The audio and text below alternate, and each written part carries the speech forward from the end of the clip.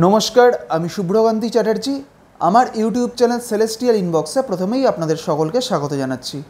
बर्तमान ग्रहगत अवस्थानेर भित्तिते आमादेर राशिचक्रेर अष्टम राशि अर्थात वृश्चिक राशिर जातक जातिकादेर एई मे मास केमन जेते पारे आज आमी सेई विषये किछु कथा बोलबो। प्रथमेई जेटा बोलबो जे एई मे मासे वृश्चिक राशिर सापेक्षे कोन कोन ग्रह कोथाय कोथाय अवस्थान करबे। एई प्रसंगे प्रथमेई जे विषयटी बला दरकार सेटी हच्छे जे एई मे मासे आमादेर राशिचक्रे तीनटी गुरुत्वपूर्ण ग्रहगत गोचर होते चलेছে, जार मध्य प्रथमटी হচ্ছে आगामी 14ই मे बृहस्पति वृष राशि থেকে চলে আসবে मिथुन राशिते। आगामी 18ই मे केतु चले আসবে कन्या থেকে सिंह राशिर घरे এবং ठीक একইভাবে आगामी 18ই मे राहु चले আসবে मीन থেকে कुम्भ राशिर घरे।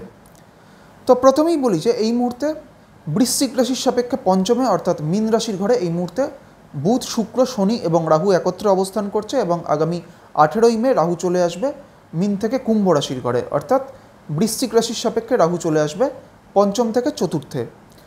आगामी 7ই मे बुध चले आसबे मीन থেকে मेष राशिर घरे अर्थात वृश्चिक राशिर सापेक्षे बुध चले आसबे पंचम থেকে षष्ठे।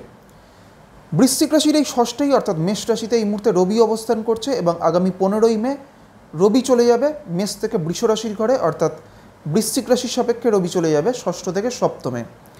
वृश्चिक राशिर এই सप्तमेই अर्थात वृष राशिते থাকছে बृहस्पति এবং आगामी 14ই मे এই बृहस्पति वृष राशि থেকে मिथुन राशिते प्रवेश करते चलेছে अर्थात आगामी 14ই मे वृश्चिक राशिर सापेक्षे बृहस्पति चले जाबे सप्तम থেকে अष्टमे।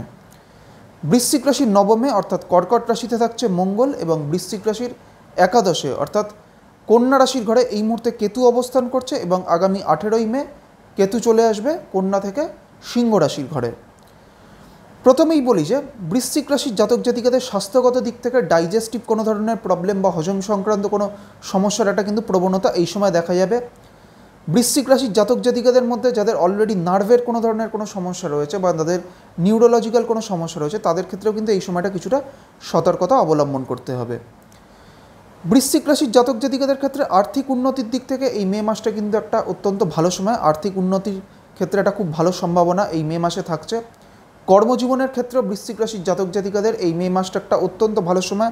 যারা ব্যবসার সাথে যুক্ত হয়ে রয়েছেন বৃশ্চিক রাশির জাতক জাতিকাদের মধ্যে তাদের ক্ষেত্রেও কিন্তু এই সময় তাদের ব্যবসায়িক দিক থেকে উন্নতির একটা অত্যন্ত ভালো সম্ভাবনা থাকবে। বৃশ্চিক রাশির জাতক জাতিকাদের পারিবারিক দিক থেকে বা তাদের গৃহের দিক থেকে কিন্তু এই সময়টা মিশ্র ফল লাভ হবে অর্থাৎ ভালো খারাপ দু ধরনেরই ফল কিন্তু বৃশ্চিক রাশির জাতক জাতিকারা পাবেন। মূলত এই সময় পরিবারে পিতৃস্থানীয় কোনো ব্যক্তির কোনো ধরনের শারীরিক অসুস্থতার কিন্তু একটা সম্ভাবনা এই সময় দেখা যাবে। এছাড়া কোনো ধরনের পারিবারিক কোনো সমস্যারও একটা সম্ভাবনা কিন্তু হঠাৎ করে কোনো সমস্যার সম্ভাবনা কিন্তু এই সময় বৃশ্চিক রাশির জাতক জাতিকাদের ক্ষেত্রে দেখা যাবে। বৃশ্চিক রাশির যারা শিক্ষার্থীরা রয়েছেন তাদের ক্ষেত্রে এই মে মাসটা কিন্তু খুব একটা অনুকূল সময় নয়। বৃশ্চিক রাশির শিক্ষার্থীদের তাদের শিক্ষা জীবনের ক্ষেত্রে এই সময় একাধিক বাধা বিপত্তি আসার কিন্তু একটা সম্ভাবনা এই মে মাসে দেখা যাবে।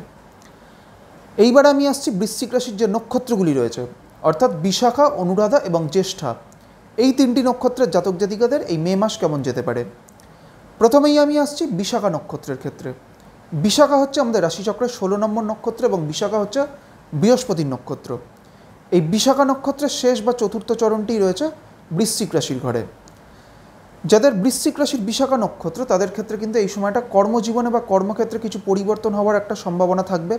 যারা চাকরি করছেন তাদের চাকরি ক্ষেত্রে এই সময়টা কিছু পরিবর্তন আসার কিন্তু একটা সম্ভাবনা বিশাখা নক্ষত্রের জাতক জাতিকাদের ক্ষেত্রে থাকবে। বিশাখার পর হচ্ছে অনুরাধা নক্ষত্র। অনুরাধা হচ্ছে শনির নক্ষত্র এবং অনুরাধা আমাদের রাশিচক্রের 17 নম্বর নক্ষত্র।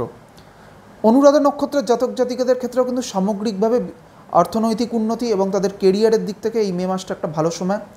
এই সময় অনুরাধা নক্ষত্রের জাতক জাতিকাদের কর্মজীবনে নতুন কোনো সুযোগ আসার একটা সম্ভাবনা থাকবে।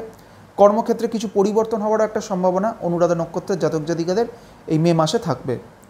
তবে অনুরাধা নক্ষত্রের জাতক জাতিকাদের কিন্তু এই মে মাসে স্বাস্থ্যগত দিক থেকে এই সময়টা একটু সচেতন থাকতে হবে, কারণ অনুরাধা নক্ষত্রের জাতক জাতিকাদের হেলথ রিলেটেড একাধিক সমস্যা আসার একটা সম্ভাবনা এই মে মাসে থাকবে। তাই সেই দিক থেকে অনুরাধা নক্ষত্রের জাতক জাতিকাদের এই মে মাসটা কিছুটা সতর্কতা অবলম্বন করতে হবে। অনুরাধার পর হচ্ছে জ্যেষ্ঠা নক্ষত্র। জ্যেষ্ঠা হচ্ছে বুধের নক্ষত্র এবং জ্যেষ্ঠা আমাদের রাশিচক্রের 18 নম্বর নক্ষত্র। এই মুহূর্তে নবতারা চক্রে জ্যেষ্ঠা নক্ষত্রের সাপেক্ষে বৃহস্পতি অবস্থান করছে সাধক নক্ষত্রে। এই কারণে কিন্তু জ্যেষ্ঠা নক্ষত্রের জাতক জাতিকাদের এই মে মাসটা কিন্তু একটা সামগ্রিকভাবে অত্যন্ত ভালো সময়। বিশেষ করে আর্থিক উন্নতির দিক থেকে বা তাদের কেরিয়ারে উন্নতির দিক থেকে বা কর্মজীবনে কোনো নতুন সুযোগ আসার ক্ষেত্রে এই সময়টা বা এই মে মাসটা, যাদের জ্যেষ্ঠা নক্ষত্র তাদের ক্ষেত্রে এই সময়টা একটা অত্যন্ত অনুকূল সময়। আজকে আমি আমাদের রাশিচক্রের অষ্টম রাশি অর্থাৎ বৃশ্চিক রাশির জাতক জাতিকাদের এই মে মাস কেমন যেতে পারে সেই বিষয়ে আলোচনা করলাম, এবং এর পাশাপাশি বৃশ্চিক রাশির যে নক্ষত্রগুলি রয়েছে অর্থাৎ বিশাখা, অনুরাধা এবং জ্যেষ্ঠা, এই তিনটি নক্ষত্রের জাতক জাতিকাদের এই মে মাস কেমন যেতে পারে সেই বিষয়ে আপনাদের একটা সংক্ষিপ্ত ধারণা দেওয়ার চেষ্টা করলাম। পরবর্তী ভিডিওগুলির মাধ্যমে আমাদের পরবর্তী যে রাশিগুলি রয়েছে সেই রাশিগুলির জাতক জাতিকাদের এই মে মাস কেমন যেতে পারে সেই বিষয়ে আলোচনা করব। সবশেষে এটাই বলবো, আপনারা সকলে খুব ভালো থাকুন এবং সুস্থ থাকুন, এটাই প্রার্থনা করি। নমস্কার।